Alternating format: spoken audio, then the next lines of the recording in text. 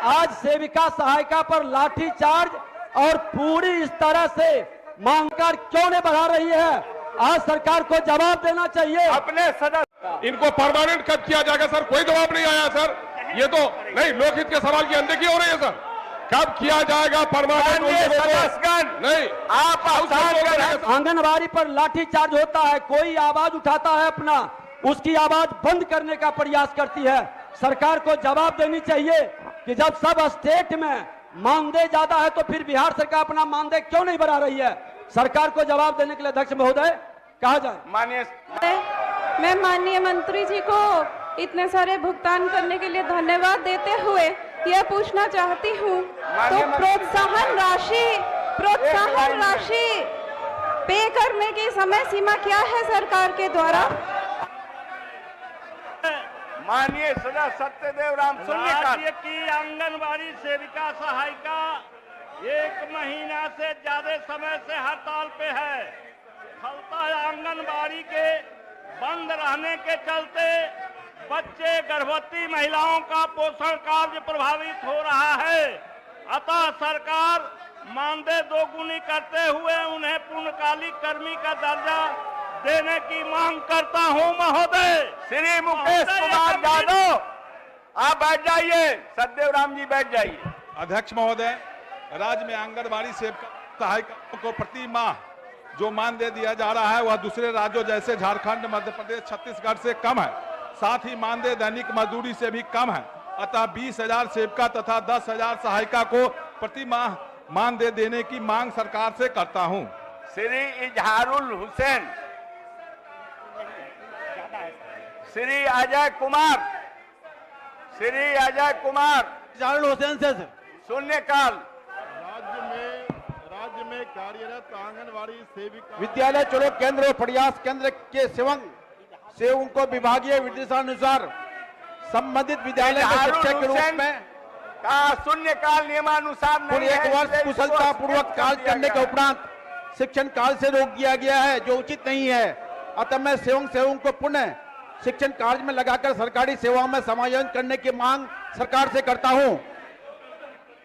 सहायिकाओं का शिक्षा, स्वास्थ्य विभागों तथा कोविड तथा अन्य कार्यों में अमूल्य योगदान है, जो विगत 1.5 माह से अपनी मांगों को लेकर हड़ताल में है। मैं इनकी मांगों को लेकर सरकार से सहानुभूति पूर्वक विचार करने की मांग करता हूं।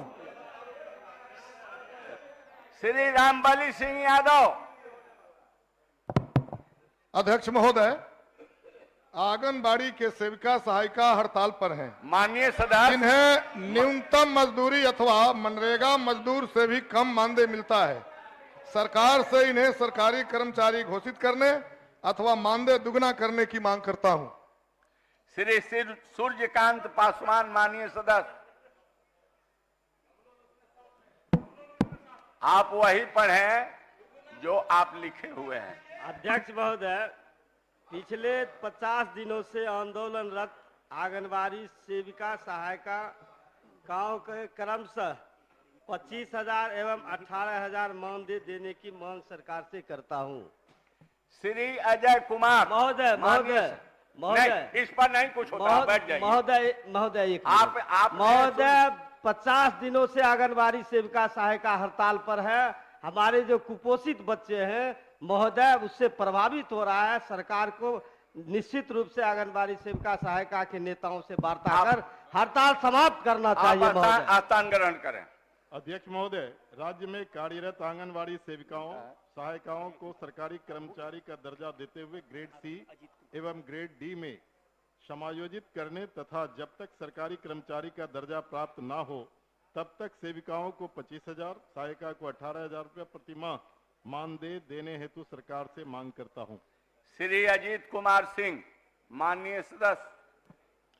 माननीय अध्यक्ष महोदय, राज्य भर में आंदोलनरत आंगनबाड़ी सेविका और सहायिका बहनों को सरकारी कर्मचारी का दर्जा देते हुए सेविकाओं को 25,000 एवं सहायिकाओं को 18,000 रुपया मानदेय देने तथा उनको ग्रेच्युटी का भुगतान करने की मांग करता हूं। माननीय सदस्य श्री भूदेव चौधरी। माननीय अध्यक्ष महोदय, राज्य में आंगनबाड़ी सेविका को कुल 6,000 मानदेय मिलता है, जिसमें 1000 रुपये केंद्रांश और 1500 रुपये राज्यांश है। 6000 में इनका गुजारा संभव नहीं हो पा रहा है, अतः राज्यांश को भी 4500 रुपये किए जाने की मांग करता हूँ। माननीय अध्यक्ष महोदय, पूरे बिहार के आंगनबाड़ी सेविका और सहायिका लगभग 39 दिनों से हड़ताल पर हैं। सरकार इन लोगों पर कोई विचार नहीं कर रही है, जिसके कारण गरीब लोगों के बच्चा इधर उधर भटक रहा है। मैं आपके माध्यम से सरकार से इनके मांग को पूरा कर हड़ताल को खत्म करवाने की मांग करता हूं। श्री सुदामा प्रसाद, अपना भी पढ़ लीजिए। राज्य में लगभग 1 लाख आंगनबाड़ी केंद्र संचालित है, जिसमें सेविका सहायिका कार्यरत है, जिन्हें दैनिक मजदूरों से भी कम मानदेय मिलता है। मैं राज्य सरकार से सेविका एवं सहायिका के मानदेय को सम्मानजनक करने का प्रस्ताव करता हूं। में माननीय सदस्यों के द्वारा रिक्त जगहों पर प्रश्न किए गए हैं, उसको भी हम लोग प्राथमिकता के आधार पर उस जगह पर हम लोग सत्र समाप्ति के उपरांत हम लोग पदस्थापन करेंगे। अध्यक्ष महोदय, नहीं, यहाँ बैठ जाइए। अध्यक्ष महोदय, संसदीय कार्य मंत्री जी बड़ा विद्वान और गंभीर आदमी हैं। इनकी मुस्कुराहट चेहरे देखकर होती है महोदय, और ये जो जिलेबी की तरह घुमाते हैं, मैं नहीं, यहाँ पर बैठे हुए नेता प्रतिपक्ष तेजस्वी यादव जी कहते थे, और आपके जगह पर आसन पर हम बैठे रहते थे महोदय। और महोदय और इनका अब संजोग से उप मुख्यमंत्री जी आ भी रहे हैं, ये भी घूमते रहते थे इनके चक्कर में। और महोदय, आज ये जिस तरह से घुमा रहे हैं, बरगला रहे हैं, जवाबदेही जिम्मेवारी निर्वहन करने के बजाय संसदीय कार्य मंत्री हैं, इतनी बड़ी जिम्मेवारी में है। दो ही शब्द मैं बोलता हूं कि ये एनडीए के लोग यानी भाजपा के लोग स्वच्छता अभियान का ढोल पीटते हैं, और देखिए हाल क्या है यहाँ स्वच्छता अभियान का। दूसरा यह है कि सदन में जो सुरक्षा प्रहरी है आप जगह आप ग्रहण कीजिए। मैं माननीय मंत्री को साधुवाद देना चाहता हूं कि इस वक्त शिक्षकों की बहाली हो रही है, लेकिन ये क्या मापदंड है कि किसी स्कूल में 500 पुस्तक होंगे तब लाइब्रेरी बनेगी? ये तो सरकार की जिम्मेदारी है। अगर पठन पाठन और गरीबों के बच्चों को पढ़ाना चाहती है तो कम से कम एक स्कूल में 5000 किताबें होनी चाहिए। 500 से कम किताबें होंगी, लाइब्रेरियन बहाल नहीं करेंगे। माननीय मंत्री शिक्षा विभाग सर, और दोस्त आप अख्तरुल इमाम साहब, जब आप सरकार दे रही है। श्रीमती मंजू अग्रवाल।